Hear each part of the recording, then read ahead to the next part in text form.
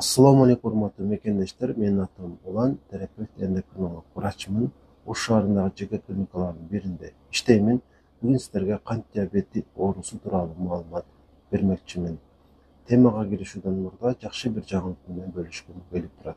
Бир канча күн мурда дагы бир бейтапты инсулинден таблеткага кайра өткөрдүм. Бул 2026-жылдын эсебинен 3-чү адам. Бул сан дагы да артат деген ишеничтемин. Эгерде сиздин дагы кайсы бир жакыныңыз инсулинге өткөн болсо, таблеткадан кайра таблеткага өткөргүңүз келип жаткан болсо, анда консультацияга алып келсеңиз болот. Эң жакшысы 10 күндүк дарыланууга алып келгениңиз жакшыраак. Анткени жакшылап текшерип, улам көзөмөлдөп отуруп, таблеткага өткөрүп койсок жакшы болот. Эмне үчүн инсулинден кайра таблеткага өткөрүш керек? Эмне инсулин зыяндуубу деген суроо жаралышы мүмкүн. Негизи инсулин 100% зыянсыз болгон дары. Жана муну менен өмүр бою бейтап жашай берет. Бирок эгерде бейтапта ошол уйку безинде дагы деле өз инсулин чыгып жаткан болсо, анда организмдин резервдик ушул мүмкүнчүлүгүн пайдалана бериш керек. Тагыраагы ийне сайганга караганда таблетка ичип жүрүү жакшы. Себеби адамдын өзүнүн инсулини болсо, сырттан инсулинге муктаж болбоо керек. Жеке ушул менин көз карашым ушундай. Ошол себептүү мүмкүнчүлүк болсо, аны колдонуп көрүшүңүздөрдү сунуштайт элем. Ким инсулинге өткөн болсо, анан ар бир эле инсулинге өткөн адамды ушул таблеткага кайра өткөрө албайбыз. Бирок эгерде резервде мүмкүнчүлүк болсо, аны пайдаланыш керек. Анан өтө айтып өттүм, инсулиндин негизи зыяны жок, бирок биринчиден жагымсыз. Бир күндө жок дегенде 2 жолу ийне сайыш керек болот. Бул жагымсыз процедура. Анан дагы инсулинди сайганда сөзсүз тамактаныш керек болот. Болбосо сахар түшүп кетиши мүмкүн. Ушундай минустары бар да. Ошол себептүү таблетка деле жүрөңүздөр деп мен үгүттөйт элем. Анан ошол себептүү жакшылап текшерилип, анан таразалап көрүңүздөр. Кимде ушул маселе болуп жатса. Бүгүнкү айткым келген сөздөр бир маалымат эмес, бир канча маалыматтар да. Биринчиси бул сахарлар үчүн, диабетиктер үчүн деп супермаркетте сатылып жаткан нан жана башка азыктар. Бул азыктар 100% ошол диабетиктер үчүн пайдалуу деп айта албаймын. Жада калса кооптуу дагы болушу мүмкүн. Анткени ал диабетиктер үчүн деп чыгарылганы менен сахар эле болбогону менен бул кайра эле углевод. Анын курамында эмне болушу мүмкүн? Фруктоза болушу мүмкүн, бал кошуп коюшу мүмкүн. Ошентип таптырылып коет да. Баары бир эле ал глюкозаны көтөрөт. Ошол себептүү мындай азыктарды эң жакшысы албай эле коюңуздар. Адаттанган азыктар менен эле тоюнуп жүрө беришти мен сиздерге ошол сунуштайт элем.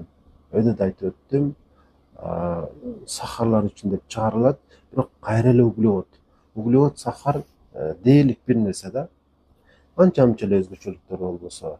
Ошол себептүү сахарлар үчүн деп чыгарылган азыктарды албай эле коюңуздар. Андан көрө нан жеген жакшы. Бул биринчи маалымат сиздерге айткым келген. Анан эми кимдер сахар болот, ошону тактап коелу. Негизи ар бир эле адамда ыктымалдуулук бар. Мисалы үчүн, ар бир эле адам ар кайсы оору менен ооруп калышы мүмкүн, ошол катары диабет менен деле. Мындан эч ким алдын ала албайт. Бирок кимдерде ыктымалдуулук көбүрөөк, ошону айтып өтөлү.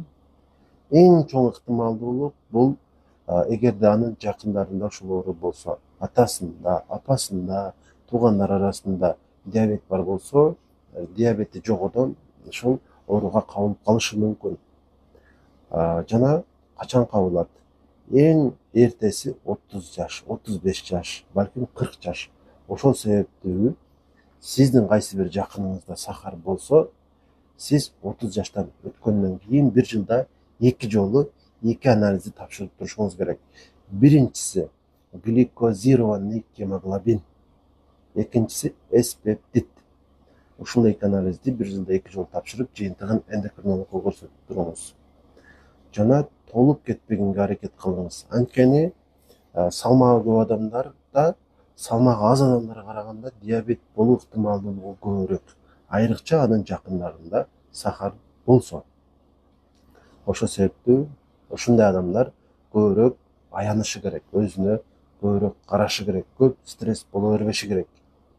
30 жаштан кийин бир жылда өтөдө айтылган эки анализди тапшырып туруу керек. Анан анализ тапшырганда, мисалы, гликозированный гемоглобин 6 же андан көп чыкса, анда глюкоза толерантный тест деген дагы бир анализ бар. Ушул анализди дагы тапшырып көрүү керек.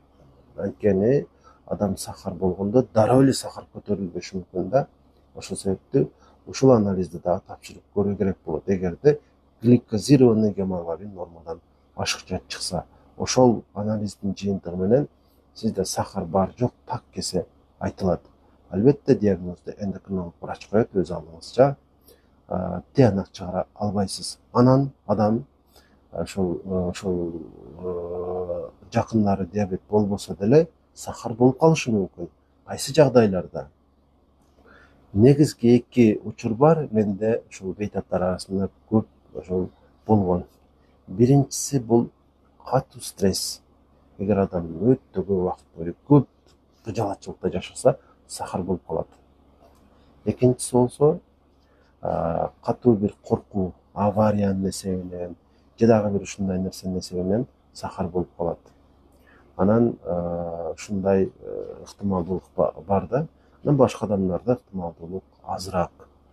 Эми сиз сахар болуп калганыңызды кантип билсеңиз болот? Ушуну айтып коеюн. Лекке каршы көп эле оорулар өзүн сездирбейт да. Эң аз дегенде 3 ай, 6 ай, 1 жыл өтүп кеткенден кийин билишиңиз мүмкүн. Кандай билинет? Бир белгисин айтайын. Кечкурун саат 1-де, 2-де уктап жатып эле ойгонуп зара кылган чыгышыңыз мүмкүн да. Бул улам кайталанып турушу мүмкүн. Эми кээде болот суюктукту көбүрөөк ичкенде, бирок бул бир күн эмес, көп күн. Анан кээде бир күндө 2 жолу ушундай ойгонуп улам чыга берсеңиз, бул жакшы эмес. Уктаганга жатканга чейин чыкканыңызды эмес, ошол уктагандан кийин ойгонгонуңузду эстеп көрүңүз. Ушундай нерсе бар болсо, сиз сахар болушуңуз мүмкүн. Анан мындан сырткары дагы кандай белгиси болушу мүмкүн? Мындан сырткары териде дагы ушундай жагымсыз нерселер болуп баштайт да. Көбүнчө денеге жагымсыз нерселер чыгып, анан мисалы мына ушул жерге териси карайып кетиши мүмкүн. Ушундай белгилер бар. Ошолорду өзүңүздөн сезсеңиз, өтөдө айткан анализдерди тапшырып көрүңүз. Анан сахарда кандай тамактануу керек? Ушуну дагы айтып коеюн. Албетте буга чейин көп эле айтып жүрөм, дагы деле айтып кое берейин. Өтө катуу диета кылыш шарт эмес. Айрым азыктарды чектейсиз, айрым азыктарды толугу менен жөй коюш керек. Шириндик, ашыкча майлуу азыктар, ушулардан тыйыласыз. Эң негизгиси ушулар. Анан сахар болгондо углевод жебей коюш керек деген туура эмес. Жей бересиз. Сүт азыктары болот мисалы. Каймак, сары майдан башкасы. Сметананын ушул проценти азыраак болсо боло берет мисалы. Творог болот дегендей. Анан дан азыктары дагы болот. Дан азыктарын дагы ушул кезектештирип жеп тура бересиздер. Нанды азайтыш керек. Жебей коюш керек эмес, азайтыш керек. Анан дагы бир нерсени айтып коеюн.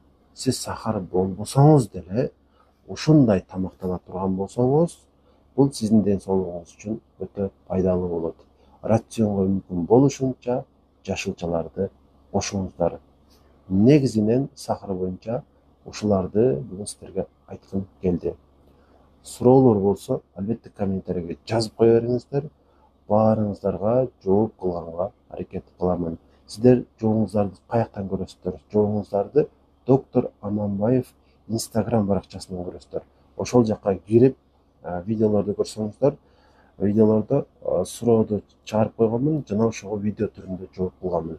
100% бардык суроолорго жооп болбойт, бирок көп суроолорго жооп болот да. Ошол себептен ошол жактан жоопторду көрүп алсаңыздар болот. Маалымат сиздер үчүн пайдалуу болгон болсо, башкаларга дагы жөнөтүп коюуну унутпаңыздар. Катталуучу болуп электер, каналга подписаться басып коюңуздар.